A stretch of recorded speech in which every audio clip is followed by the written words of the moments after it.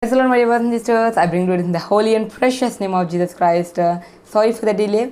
So this church was a bit lengthy. The meditation on this church was a bit lengthy, so it took some time for me to collect the information and meditate on the Word of God and try to get some external things which can make it much more effective. So I'm really glad and joyful to tell you all that we are receiving a great support for this particular series of meditations, and if you can keep supporting in the same way, surely I'm going to bring many such powerful and interesting videos to you all. Soon after the meditations on the 7 churches, we shall start with the meditations on the Exodus and Revelation, because we also have many significant and many incidents in the book of Exodus and Revelation which can make us encounter the real God in our lives. So without any delay, let us start the meditation on this church. Today we are going to meditate on the church of Pergamos. పరగము సంఘం పైన మనం ఈరోజు ధ్యానం చేయబోతుండగా మనం చూద్దాము. కాబట్టి ముందుగా నేను I would like to tell you all, so I would like to tell few facts regarding the church of Pergamos, which are not included in the Bible, but according to the history, what the history speaks, I would like to put it out before you. The modern pronunciation of Pergamos, like Pergama, actually it is Pergama, but its modern pronunciation is Pergamos, which we are calling at present. So next thing is, this is situated 80 kilometers away from the city of Smyrna, and this city of Smyrna is 40 miles away from the city of Ephesus. So I would like to give an assignment to you all, that is calculate the distance between the city of Ephesus and city of Pergamos and leave it in the comment section in terms of kilometers. So the city of Pergamos is noteworthy. So it is considered for three important things. One is the worship of Roman emperors. I would like to give a list of the emperors whom they worshipped: Dionysus, Athena, Demeter, and Zeus. This Zeus is not the Jews, J-U-I-C-E, it is Z-E-U-S. Okay. There was also a university with a huge and a massive and a large library containing 2 lakh volumes. It means that by this you can understand how much priority was given by the people of Pergamos to education, learning and acquiring the knowledge. So దీని నుండి మనకి ఏం తెలుసుకోవచ్చు అంటే, ఈ పరగము ప్రజలు చదువుకోవడానికి మరియు నేర్చుకునే తత్వానికి ఎంత ప్రాముఖ్యత ఇచ్చారో మనం దీని నుండి తెలుసుకోవచ్చు. మరియు ఇక్కడ చూసుకున్నట్టయితే ఒక పెద్ద ఈ విశ్వవిద్యాలయం ఉన్నట్టు చూస్తాము, అక్కడ ఒక గ్రంథాలయం ఉన్నట్టు కూడా చూస్తాము, దాంట్లో 2 లక్షల పుస్తకాలు ఉన్నట్టు కూడా చూస్తాము. So this university is known in the whole surroundings around it for its large library. సో ఇక్కడ ఇంకొకటి చూసుకున్నట్టయితే there was also pagan culture of worship. వారు ప్యాగన్ అనే ఆ ప్యాగన్ని వర్షిప్ చేస్తున్నట్టు కూడా చూస్తాం. ప్యాగన్ అనేది ఒక దేవుడు. సో ఈ ప్యాగన్ దేవుని కూడా వర్షిప్ చేస్తున్నట్టు, ఆరాధిస్తున్నట్టు చూస్తాం. ఇక్కడ విగ్రహార్థం జరుగుతున్నట్టు చూస్తాం. మరొకటి ఒక ఆస్కిలిబియోస్ అనే ఒక దేవుణ్ణి పూజిస్తున్నట్టు కూడా చూస్తాము. అక్కడ ఆ ఆస్కిలిబియోస్ని పూజించడానికి, అక్కడ ఆరాధించడానికి ఒక గుడిని కట్టినట్టు కూడా చూస్తాము. ఈ గుడి దేనికి సాదృశ్యం అంటే స్వస్థతకు మరియు జ్ఞానానికి సాదృశ్యంగా ఉంటుంది. అందుకే అది ఈ యూనివర్సిటీకి, మరియు there was also another medical college closer to it. So these three were built closer to each other just to make it a mark of healing and knowledge. ఈ ఆస్కిలిబియోస్ ఈ గుడి స్వస్థతకు మరియు జ్ఞానానికి ఇది సింబల్, ఒక సూచనగా ఉండాలి. కాబట్టి ఈ యూనివర్సిటీ మరియు మెడికల్ కాలేజ్ దీనికి దగ్గరగా నిర్మించబడినట్టు కూడా చూస్తాము, లేదా ఇది వాటికి దగ్గరగా నిర్మించబడినట్టు కూడా చూస్తాము. సో ఇంకోటి చూసుకున్నట్టయితే ఇక్కడ ఒక మూఢనమ్మకాన్ని వారు పాటించేవారు. అదేంటంటే, ఈ గుడిలోకి ఎవరైతే స్వస్థత కావాలనుకుంటున్నారో, ఎవరైతే దేవుని దర్శనాన్ని పొందాలనుకుంటున్నారో, వారు ఈ గుడిలోకి వెళ్ళి if they stay there for a night, if the snakes crawl over them, ఈ పాములు వారి మీద నుండి వెళ్ళినప్పుడు దేవుడు తమను తాకినట్టుగా వారు భావించి వారు త్వరలో స్వస్థపరచబోతున్నారు, వారు త్వరలో జ్ఞానాన్ని పొందబడుతున్నారని they use to believe that whenever the snakes crawl over them they would believe that they receive the touch of God and they shall be healed very soon. So ఇంకోటి చూసుకున్నట్టయితే ఇక్కడ విగ్రహారాధన ఎంతగానో ఉన్నట్టు చూస్తాం. అందుకే దేవుడు ఇక్కడ చూసుకున్నట్టయితే as we look into the meditations, as we go into the meditation, we see that God referred it as a place where the Satan has his throne. ఈ సైతాను కాపురం ఉండు స్థలముగా దేవుడు అక్కడ చూస్తాము.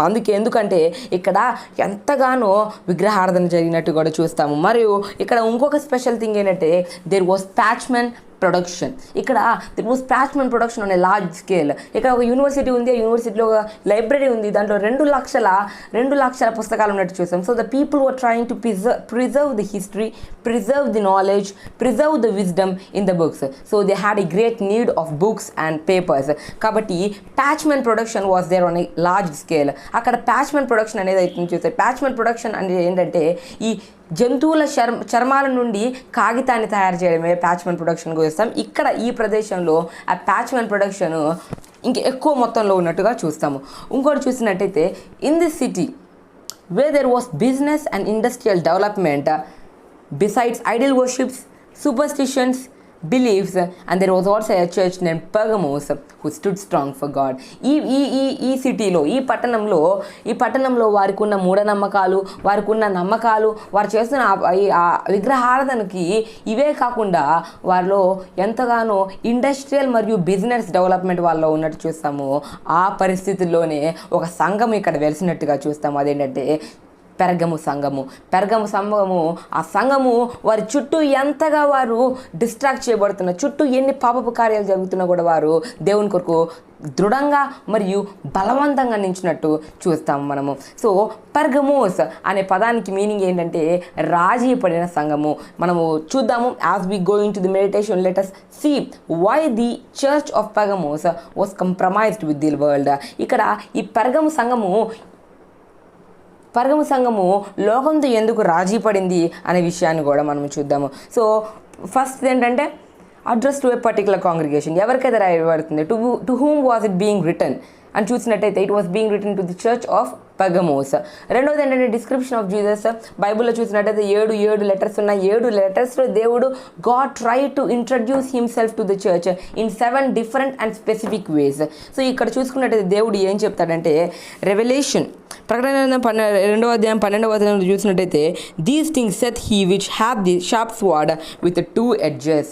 కాబట్టి విత్ 2 edges అని కూడా చూస్తాము. కాబట్టి 2 అంచెల వాడి గల ఖడ్గం కలిగిన వాడు చెప్తున్న విషయాలు ఏమనగా అని కూడా ఉన్నట్టు చూస్తాము. కాబట్టి దేవుని వాక్కు 2 అంచెల వాడి గల ఖడ్గంతో పోల్చబడినట్టుగా ఈ వాక్యంలో చూస్తాము. కాబట్టి here the 2-edged sharp sword was being compared to the word of God. కాబట్టి ఇక్కడ చూసుకున్నట్టయితే ఇక్కడ యోహాను పట్మస్ దీపంలో ఉన్నప్పుడు అక్కడ దేవుని దర్శనాన్ని తను పొందినప్పుడు అక్కడ we see John describing in this manner, there was the Son of God in a marvelous light from whose mouth there's a sharp 2-edged sword. చూసుకున్నట్టయితే when John was blessed with a vision, he found God in marvelous light where he noticed a sharp 2-edged sharp sword coming out of his mouth. కాబట్టి దేవుని నోటి నుండి 2 అంచెల వాడిగల ఖడ్గము వస్తుండగా అతను చూసినట్టు చూస్తాము. కాబట్టి ఇక్కడ 2 అంచెల వాడిగల ఖడ్గము అనగా దేవుని వాక్కుగా మనం ఇక్కడ చూస్తాం. So God try to visit every church by his word. దేవుడు తన మాట ద్వారా, తన వాక్కు చేత, తన వాక్యము ద్వారా ప్రతి ఒక్క సంఘాన్ని సందర్శించినట్టుగా చూస్తాము. సో ఇంకో వచనాన్ని చూసినట్టయితే ఒకసారి సో ఒక హిస్టరీలో ఒకసారి చూసినట్టయితే ఈ రోమన్ చక్రవర్తులు they always carried A 2-edged sharp sword with them and they used that 2-edged sharp sword to punish the people. ప్రజలను శిక్షించడానికి, ఎవరైతే ప్రభుత్వానికి వ్యతిరేకంగా తిరిగి విరోధమైన పనులు చేస్తున్నారో వారిని శిక్షించడానికి రోమన్ చక్రవర్తులు ఈ 2 అంచుల గల ఖడ్గాన్ని వాడుతున్నట్టుగా మనం చరిత్రలో చూస్తాము. కాబట్టి ఇక్కడ వారు they used it. The prime purpose of the usage of this sword is to punish the people who rebelled against the government or who have done something against the government. కానీ దేవుని నోటి నుండి వచ్చు ఈ 2 అంచెలుగా వాడిగల ఖడ్గము హెబ్రీలకు రాసిన 4వ అధ్యాయం 12వ వచనం చూసినట్టయితే the word of God is sharper than any other 2-edged sword that can asunder the soul and spirit. So ఇక్కడ పియర్స్ మన గుండెలోకి దేవుని వాక్యం ఎంత పదునైనదో మన గుండెలోకి అది పెనిట్రేట్ అయ్యి మన సోల్ని మరియు మన స్పిరిట్ని, మన ఆత్మను మరియు మన దేవుని మనకు ఇచ్చిన పరిశుద్ధాత్మను విడదీయగలది అని చూస్తాము. So dividing the asunder of soul and spirit అని చూస్తాము. ఒకసారి నేను వర్స్ చేస్తాను చూడండి. కాబట్టి అది మనం హెబ్రీయులకు రాసిన 4వ అధ్యాయం 12వ వచనం చూస్తాము. కానీ దేవుని నోటి నుండి వస్తున్న ఈ రెండంచెల వాడిగల ఖడ్గము, it is not just for the punishment, it is not just for the judgment, but it is also to protect you and me. ఇక్కడ రెండంచెల వాడిగల ఖడ్గము, 2 అంచెలు ఉన్నాయి. ఇక్కడ ఒక అంచు ఉంది, ఇక్కడ ఒక అంచు ఉంది. ఇక్కడది ఏంటంటే సాల్వేషన్, ఒక అంచేమో సాల్వేషన్, ప్రొటెక్షన్, మరియు మనకి దేవుడు ఇవ్వాలనుకుంటున్న డెలివరెన్స్కి సాదృశ్యంగా ఉంది. ఇంకొక అంశము దేవుడు జడ్జిమెంట్ మరియు కనెక్షన్. మన జీవితంలో ఉన్న ఏవైతే దేవునికి ఆయాసకరంగా ఉన్నాయో, దేవునికి అయిష్టంగా ఉన్నాయో వాటిని సూచిస్తుంది మరొక ఎడ్జ్. సో కాబట్టి చూసినట్టయితే ఈ రెండంచెల వాడిగల ఖడ్గము ఎంతో పదునుగా ఉన్నట్టు చూస్తాము. ఆ పదును దేవుని వాక్యం ఎంత సూటిగా ఉన్నదో, దేవుని వాక్యం ఎంత గట్టిదో, దేవుని వాక్యం ఎంత సూటిగా ఉందో అది చెప్తుంది. దానిలో ఉన్న పదును అది ఎంత పదునుగా ఉందో, ఆ షార్ప్నెస్ అనేది it denotes the absolute and exact word of God. దేవుని వాక్యం it denotes how the word of God is so absolute and exact. So చూస్తాము. ఇంకోసారి రెవల్యూషన్ ప్రకటనలు 2వ అధ్యాయం 13వ వచనం చూసుకున్నట్టయితే, I know thy works and where thou dwellest, even where Satan's throne is there, Satan's seat is, and thou holdest fast my name, and hast not denied my faith, even in those days wherein Antipas was my faithful martyr, who was slain among you, where Satan dwelleth. So ఇక్కడ సాతాను కాపురం ఉండు స్థలముగా ఇక్కడ మనం చూస్తాము. ఒకసారి తెలుగు వర్షన్లో చూసినట్టు, సాతాను సింహాసనం ఉన్న స్థలములో నీవు కాపురం ఉన్నానని నేను ఎరుగుదును, కాపురం ఉన్నావని నేను ఎరుగుదును అని ఉంటుంది. కాబట్టి సాతాను సింహాసనం కలిగి ఉన్న స్థలము, సాతాను కాపురం ఉండే స్థలముగా మనం ఇక్కడ చూస్తాము. Why God referred it as a place where the Satan dwells అనే క్వశ్చన్ మనలో ఉంది. అనే క్వశ్చన్ మనం గురించి మాట్లాడుకుందాము. దానికన్నా ముందు దేవుడు ఇక్కడ చెప్తాడు, so thou holdest fast my name అని చూస్తాము. ఇక్కడ దేవుడు మనల్ని విశ్వసించమని, నా యందు విశ్వాసి అయ్యుండి నన్ను గూర్చి సాక్షి అయిన అంతిపయను వాడు మీ మధ్యను చంపబడిన దినములలో నీవు నా నామమును గట్టిగా చేపట్టి నా యందలి విశ్వాసమును విసర్జింపలేదని నేను ఎరుగుదును. కాబట్టి దేవుడు మనల్ని ఈరోజు విశ్వాసాన్ని కోల్పోవద్దు అని చెప్తున్నాడు. విశ్వాసాన్ని కోల్పోవద్దు. ఇక్కడ విశ్వాసాన్ని కోల్పోవద్దు, నా యందలి విశ్వాసాన్ని కోల్పోవద్దు అని దేవుని వాక్యంలో ఉన్నట్టు చూస్తాము. ఎందుకంటే హెబ్రీయులకు రాసిన పత్రిక 12వ అధ్యాయం 1-2వ వచనం చూసినట్టయితే, Jesus Christ is the author and perfecter of our faith అని ఉంటుంది. యేసుక్రీస్తు మన విశ్వాసాన్ని యొక్క విశ్వాసం అని ఒకసారి మీరు హెబ్రీయులకు రాసిన పత్రిక 12వ అధ్యాయం 1-2 వచనం చూసినట్టయితే అక్కడ మనకు ఆ వచనం కనిపిస్తుంది. కాబట్టి ఇక్కడ ఎందుకు దేవుడు ఈ సాతాను కాపురం ఉండే స్థలంగా దీన్ని చెప్పాడని చూస్తే, ఇక్కడ ఒక రోమన్ దేవుని యొక్క ఆరాధన జరుగుతున్నట్టు చూస్తాము. We see that a Roman god was being worshipped by the people of Pergamos in the city. So ఇక్కడ సాతాను కాపురం ఉండే స్థలంగా ఎందుకు అన్నాడంటే, ఈ ఆస్కిలిబియోస్ అనే టెంపుల్లో సాతాను ఆరాధన, అపవాది ఆరాధన జరుగుతుంటే చూస్తాం. మనం మాట్లాడుకున్నాము సర్పెంట్, అదేంటంటే పాము వారి మీద నుంచి వెళ్ళినప్పుడు వారు దేవుని తాకిడిని పొందారని బిలీవ్ చేసేవారు. కాబట్టి మరియు ఆదాము ఈవులను చూసినట్టయితే అక్కడ ఆదాము ఎవరి చేత శోధించబడింది? సర్ప రూపంలో ఉన్న అపవాది చేత శోధించబడింది. కాబట్టి ఇక్కడ సర్పము అపవాదికి సూచనగా ఉంది. కాబట్టి ఇక్కడ అపవాది ఆరాధన, సైతాను ఆరాధన జరుగుతుంది. కాబట్టి ఇది సైతాను కాపురం ఉండే స్థలంగా మనం చూస్తాము. రెండవ పాయింట్ చూసినట్టయితే, there was worship of a Zeus god. ఒక రోమన్ గాడ్ అయిన జూస్ అనే గాడ్ యొక్క ఆరాధన జరుగుతున్నట్టు చూస్తాము. అతని కొరకు there was a big altar to worship him. So ఒక ఆల్టర్ని వారు కట్టినట్టు చూస్తాం. ఒక పెద్ద మ్యాసివ్ ఆల్టర్ని ఆ దేవుడిని పూజించడానికి, ఆ దేవుడిని ఆరాధించడానికి వారు కట్టినట్టు చూస్తాం. అది ఎంత మ్యాసివ్గా ఉందో, అది ఎంత పెద్దగా ఉండేదంటే అది 40 అడుగుల ఎత్తు మరియు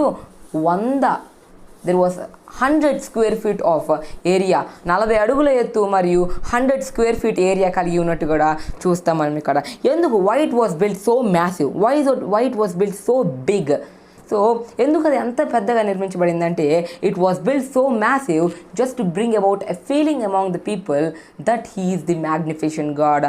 అతడు గొప్ప దేవుడని, అత్యున్నతమైన దేవుడని ప్రజలలో ఆ ఆలోచనని కల్పించడానికి అది అంత పెద్దది ఆ ఆల్టర్ కట్టినట్టుగా మనం చూస్తాము. సో ఇక్కడ మరొకటి ఏంటంటే అవిధమైన కార్యాలు జరుగుతున్నాయి. దేవుణ్ణి సేవించక, దేవుణ్ణి ఆరాధించక ఇక్కడ మరొక అపవాది చేత ప్రేరేపించబడిన కార్యాలు ఇక్కడ జరుగుతున్నట్టు మనం చూస్తాము. మూడవ విషయం చేసినట్టయితే there was pagan culture of worship on one side and superstitions and Idol worship on the other side. ఒకవైపు ప్యాగన్ కల్చర్ ఆఫ్ వర్షిప్ మనం మొదటిగా మాట్లాడుకున్నాము. రెండోది ఏంటంటే మూఢనమ్మకాలు, ఈ పాము, ఇవన్నీ మూఢనమ్మకాలే. మరియు ఇంకా విగ్రహారాధన ఎంతగానో జరుగుతున్నట్టు కూడా మనం ఇక్కడ చూస్తాము. సో ఎక్కడైతే దేవునికి అవిధమైన కార్యాలు జరుగుతున్నాయో, ఎక్కడైతే దేవునికి ఇష్టం లేని కార్యాలు జరపబడుతున్నాయో అక్కడ సాతాను కాపురం ఉండే స్థలాలుగా అవి ఉంటాయి. కాబట్టి ఈరోజు నీవు you and me have to cross చేయక how are our lifes.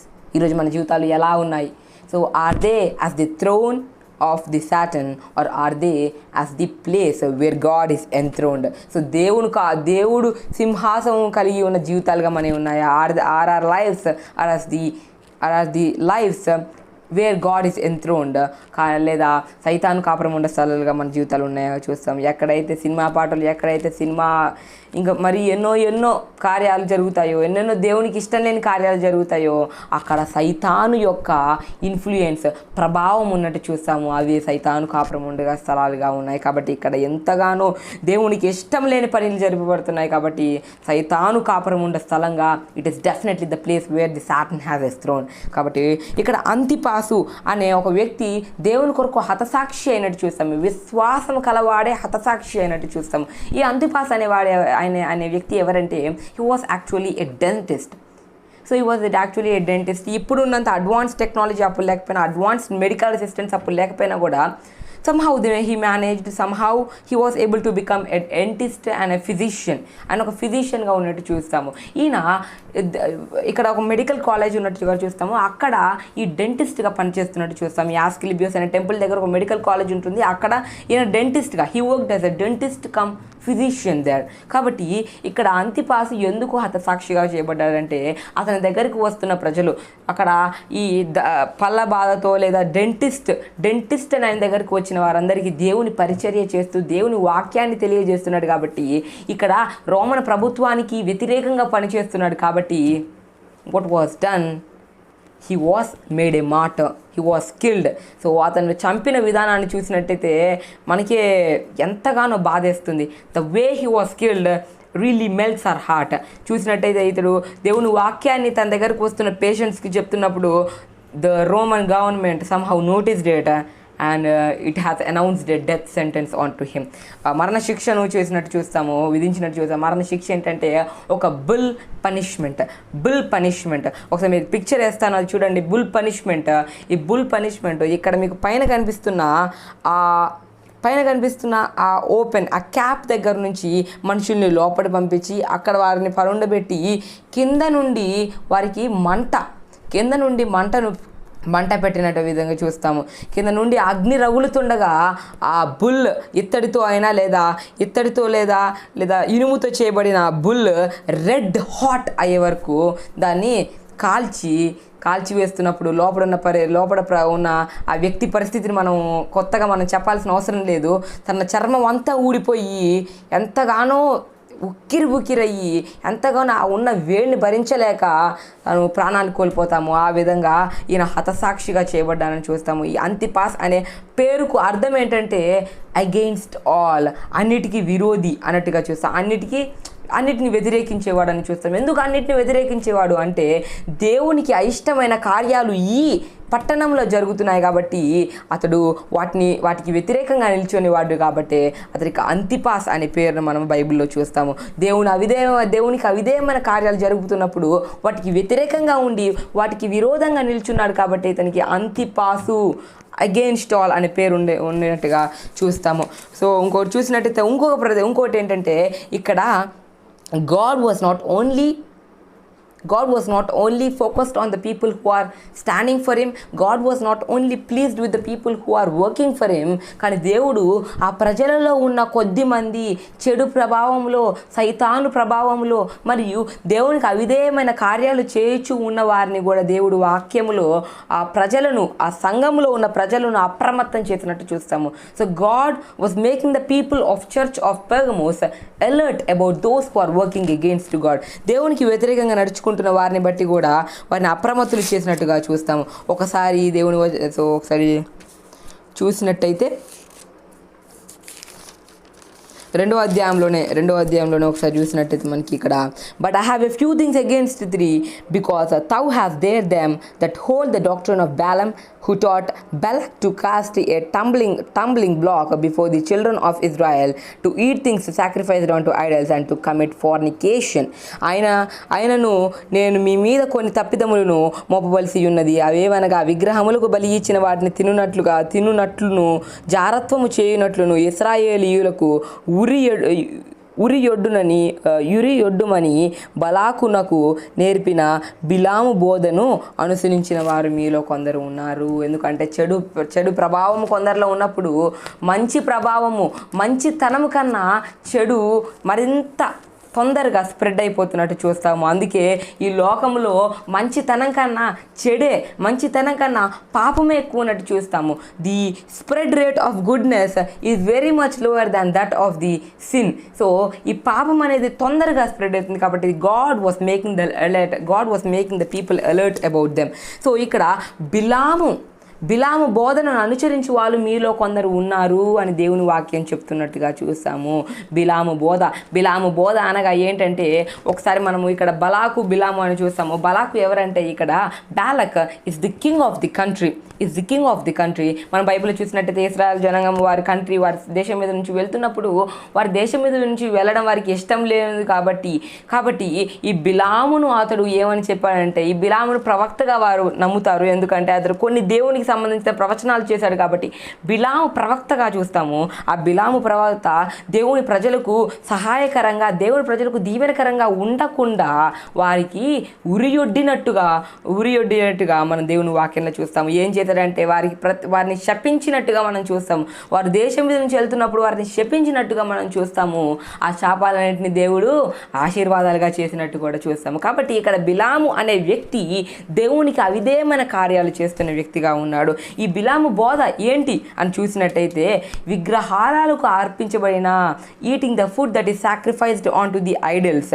The second thing is committing the fornication.